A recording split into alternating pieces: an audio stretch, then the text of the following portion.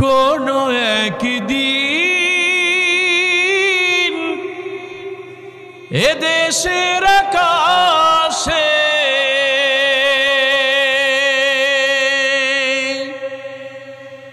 কালিমার পতাকা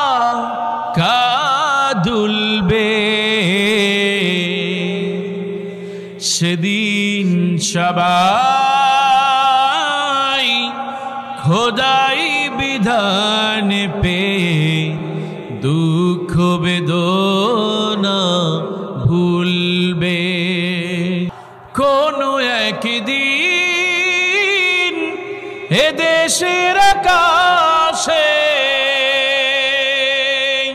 কালিমার পতাকা দুলবে, সেদিন সবাই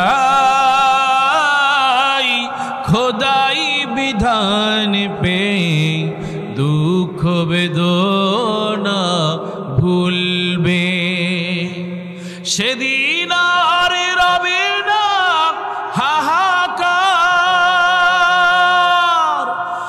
অন্যায় জুলুম অবিচার। আসসালামু আলাইকুম ওয়া রাহমাতুল্লাহি ওয়া বারাকাতুহু।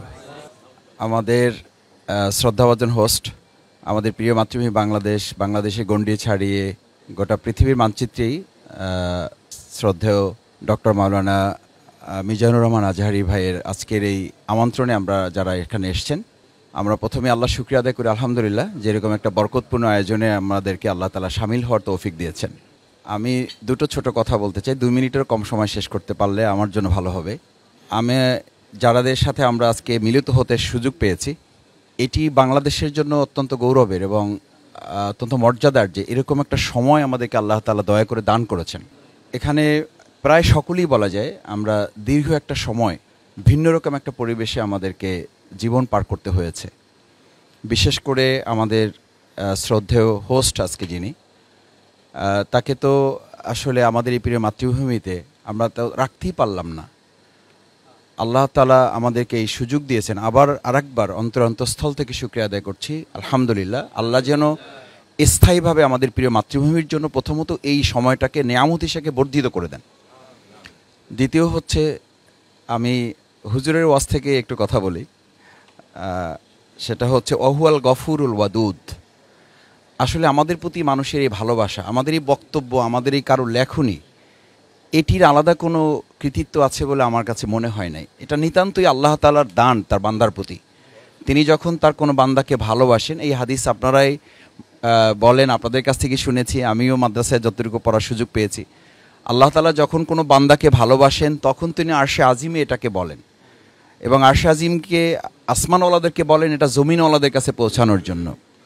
সুতরাং আমার যেন এটা মনে থাকে যে আল্লাহর দেয়া এই নেয়ামত আমি আল্লাহর দিনের জন্য যতটা ব্যবহার করব, আল্লাহ এটা তত বেশি সমৃদ্ধ করে দেবেন। লা ইন শাকারতুম লা আযীদান্নাকুম। সেটা যদি মনে থাকে তাহলে আমার মধ্যে কোনো ধরনের দ্বিতীয় চিন্তা, ভিন্ন চিন্তা অথবা দিনের বাইরে গিয়ে আলাদা কোনো চিন্তা আমার মধ্যে স্থান পাওয়ার কোনো সুযোগ থাকবে না।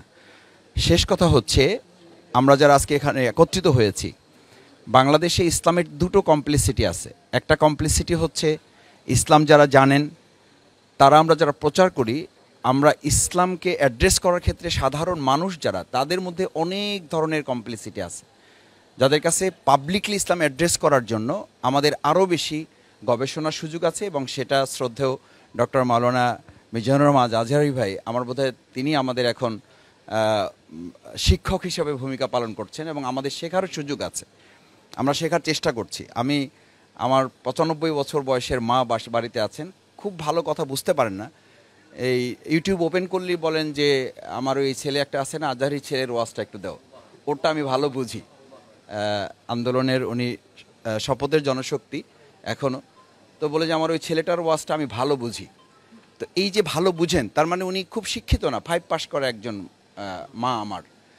কিন্তু এই 5 পাস করা একজন মানুষ তার কথাটা বোঝে, তার মানে হচ্ছে ইসলামটাকে আমরা যেভাবে জটিল করছি এটাকে সহজ করার সুযোগ তো আছে। এবং আল্লাহ সুবহানাহু ওয়া তাআলা তো সেভাবেই বলেছেন যে ইসলামকে আমি তোমাদের সহজ করেছি, হাদিসেও একই কথা বলা আছে। তো এটা হচ্ছে আমার আবেদন আমাদের সকলের কাছে, যে আমরা সহজ করে সহজভাবে মানুষের কাছে এটাকে কীভাবে পৌঁছানো যায়। আল্লামা দেলোয়ার হোসেন সাঈদী রাহিমাহুল্লাহ, তার জন্য আমরা দোয়া করি আল্লাহ তাকে জান্নাতুল ফেরদৌস নসিব করুন। তিনিও এই ধারাটা তৈরি করে রেখে গেছেন, যার কারণে তিনি দল মতের ঊর্ধ্বে উঠে সবাই তার কথা শুনতে আসতেন।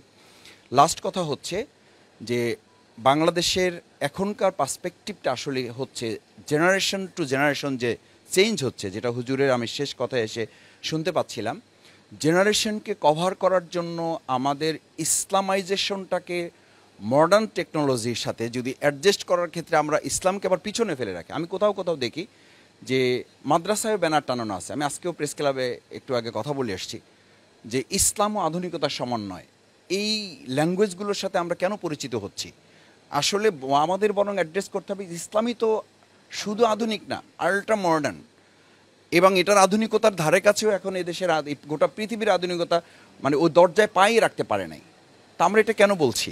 অথচ এইটাই কিন্তু মাদ্রাসায় আমরা শিখে আসছি, আমাদেরকে শেখানো হয়েছে। এখন ভালো ভালো মাদ্রাসা যারা তৈরি করছে যে আমরা বিজ্ঞান এবং ইসলাম শিখাচ্ছি, এটাও কিন্তু বলা হচ্ছে, অথচ ইসলাম হচ্ছে সবচেয়ে বড় বিজ্ঞান। তো সেই জায়গাটা আমরা যদি অ্যাড্রেস করতে পারি এই জেনারেশনের কাছে, 2024 সালের 5ই আগস্ট আমার কাছে মনে হয়েছে বাংলাদেশ ইসলামের জন্য প্রস্তুত এবং আল্লাহ তাআলা এটাকে কবুল করেছেন। এখন এই প্রেক্ষাপটটাকে চাষ করে যেন ফসলটা আমরা তুলে নিতে পারি, সেই দায়িত্ব আমার সামনে যারা আছেন, আমার শ্রদ্ধেয় শিক্ষক উস্তাদ তুল্য, আমি অনুরোধ করব আমাদের সন্তানদের, আমাদের শিক্ষার্থীদের অর্জিত এই বাংলাদেশ আল্লাহ তাআলা দয়া করে দান করেছেন, ইসলামের জন্য উন্মুক্ত করেছেন, এটাকে এখন ফসল তুলে যেন আমরা ঘরে ঘরে পৌঁছে দিতে পারি, সেই প্রত্যাশা ব্যক্ত করে আমার কথা শেষ করছি। আসসালামু আলাইকুম রহমতুল্লাহ।